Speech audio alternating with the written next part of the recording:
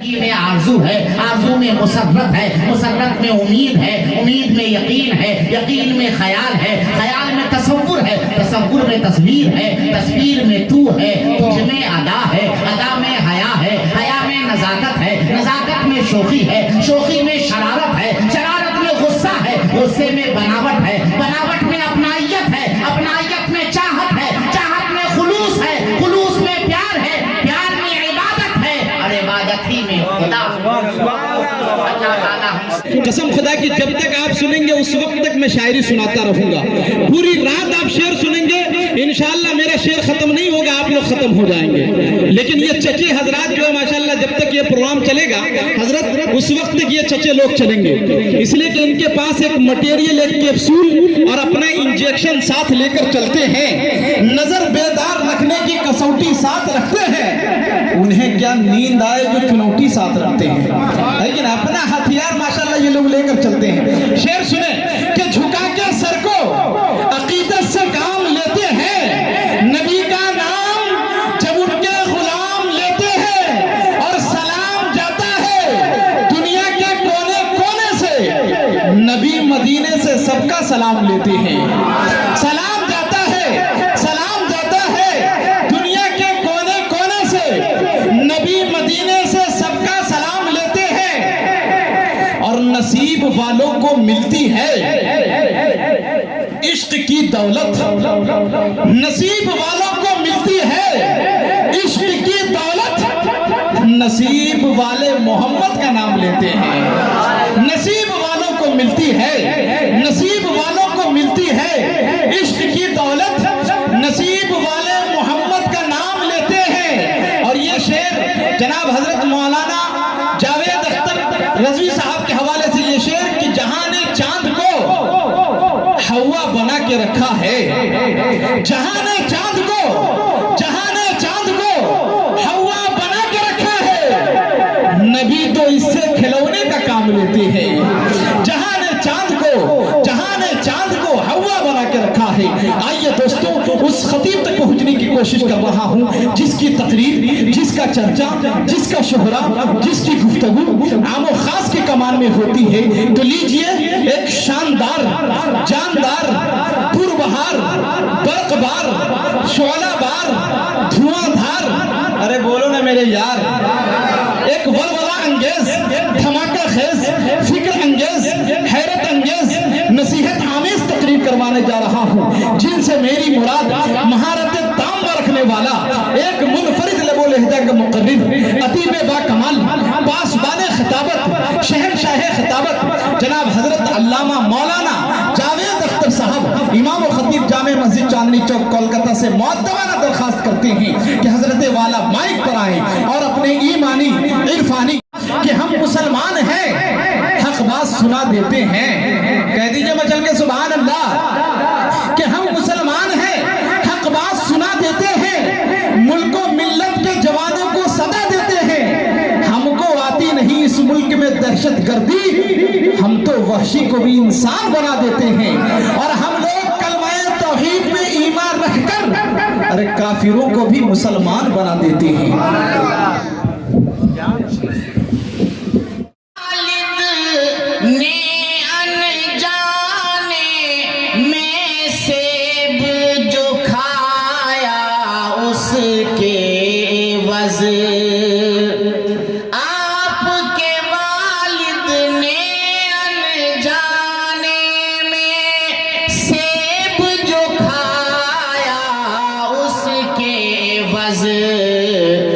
باغ کی برسوں کی رکھوالی غوث اعظم جیلانی، باغ کی برسوں رکھوالی غوث اعظم جیلانی، بھر دو جھولی میری خالی غوث اعظم جیلانی۔ آپ نرالے شان شان نرالی غوث اعظم جیلانی در پہ تمہارے منگتا کھڑا ہے دل میں کرم کی آس لیے در پہ تمہارے منگتا کھڑا ہے دل میں کرم کی آس لیے دور کرو میری بدحالی غوث اعظم جیلانی دور کرو میری بدحالی غوث اعظم جیلانی. اور یہ شعر بھی سنی حضرات کہ قبر میں جس دم آپ کا شیدا خوف سے تھرا اٹھا تھا قبر میں جس دم آپ کا شیدا خوف سے تھرا اٹھا تھا آپ نے آ کر لاج بچا لی غوث اعظم جیلانی آپ نے آ کر لاج بچا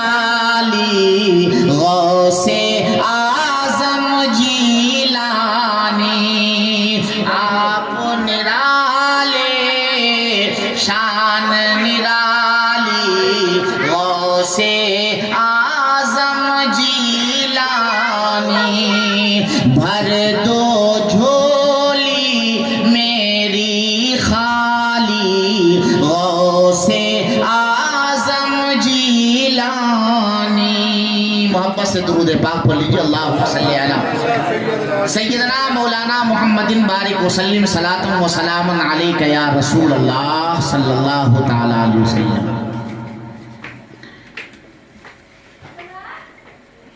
آنکھوں کی دل سے کام لیتا ہوں آنکھوں کی دل سے کام لیتا ہوں ان کا دامن تھام لیتا ہوں آنکھوں کی دل سے کام لیتا ہوں ان کا دامن تھام لیتا ہوں اور دور ہو جاتی ہے میری ساری مشکلیں دور ہو جاتی ہیں میری ساری مشکلیں جب میں غوث اعظم کا نام لیتا ہوں دور ہو جاتی ہیں میری ساری مشکلیں جب میں غوث اعظم کا نام لیتا ہوں. اور ایک شاعر کہتا ہے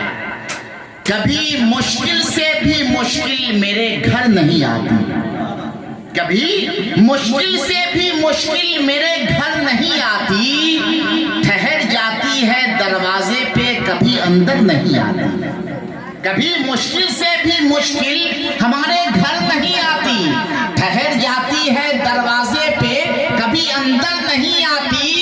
اور لکھا ہے میں نے جب سے دروازے پہ یا غوث المدد لکھا ہے میں نے جب سے دروازے پہ یا غوث المدد بلائیں سر پٹکتی ہیں ہمارے سر پر نہیں آتی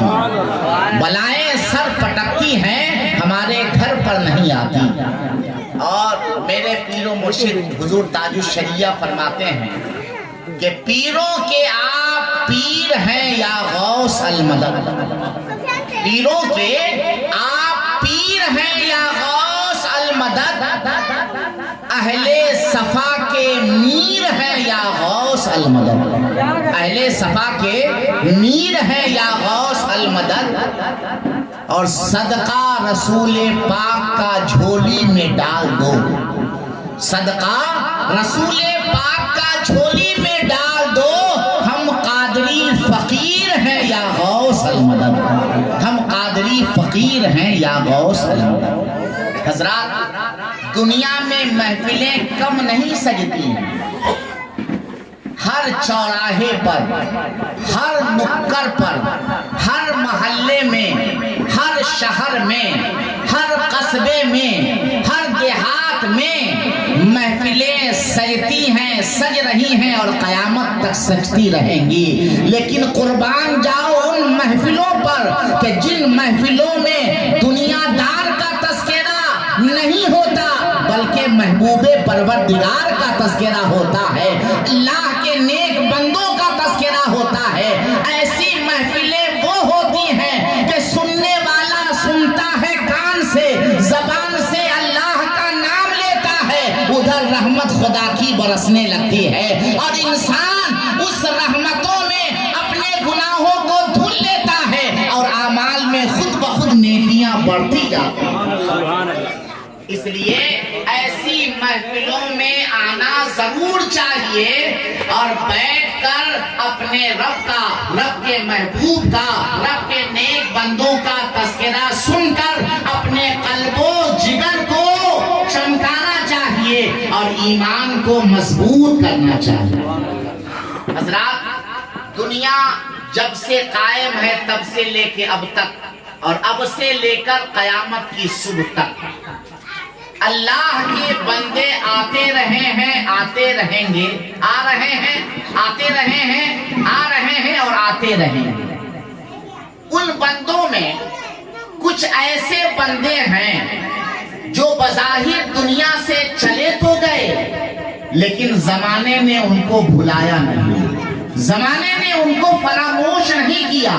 زمانے نے کبھی ان کی یادوں کو اپنے دل سے نکالا نہیں، بلکہ جب جب ان کی یادیں تڑپانے لگیں تو زبان سے ان کا ذکر کرنا شروع کر دیا، اللہ کی بارگاہ میں دعا کرنی شروع کر دی، پروردگار وہ تیرا فلاں بندہ تیری بارگاہ کا مقبول ہے، تیری بارگاہ کا محبوب ہے، تیری بارگاہ کا پسندیدہ ہے، میں تو گنہگار ہوں، میں تو سیاہ کار ہوں، مولا اس محبوب و مقبول بندے کے صدقے ہم گنہگاروں پر فضل و کرم کی بارش برسا دے، ہمیں صحیح راستے پر چلنے کی توفیق عطا فرما۔ دعا اپنے لیے کر رہا ہے لیکن ان محبوب بندوں کا ذکر بھی ساتھ میں کر رہا ہے، اور اللہ تعالیٰ کو اپنے بندوں کا ایسا ذکر کرنا بڑا پسند ہے کہ مانگے اپنے لیے لیکن سہارا اور کسی کو بنا لے۔ یہ دنیا ہے اور دنیا میں بسنے والے کا ایک طریقہ کار ہوتا ہے کہ ان کے دروازے پر اگر کوئی سائل آ جائے اور ڈائریکٹ کہے اے گھر والے میری مدد کرو تو گھر والے دیں گے بھی اور نہیں بھی دیں گے، لیکن اگر سائل دروازے پر کھڑا ہو کر صدا لگائے اے مالک مکان تو سلامت رہے، تیرے بچے سلامت رہیں، تیرے گھر کی عورتیں سلامت رہیں، تیرا خاندان سلامت رہے، تیرے والدین سلامت رہے، اللہ کی راہ میں میری خالی جھولی کو بھر دے۔ جب یہ الفاظ دعا مالک مکان کے کانوں سے ٹکرائے تو فوراً دل نے کہا چلو ایسی دعا دینے والی شخصیت کو، اس طرح دعا دینے والے سائل کو محروم نہیں کریں گے بلکہ جہاں تک ہو سکے گا اس کی مدد کر کے اس کو خوش کریں گے، اس لیے کہ غریب جب خوش ہوتا ہے تو زبان سے دعا بعد میں دیتا ہے، دل سے دعا پہلے دیتا۔ اور یاد رکھنا غریب کی دعا کبھی رد نہیں ہوتی، غریب کی دعا کبھی رد نہیں ہوتی ہے، ادھر دل سے دعا نکلتی ہے ادھر رب کی بارگاہ میں قبول ہو جاتی ہے۔ اسی طریقے سے ہم مسلمان جب اللہ سے کچھ لینا چاہتے ہیں تو رب کی بڑائی بیان کرتے ہیں،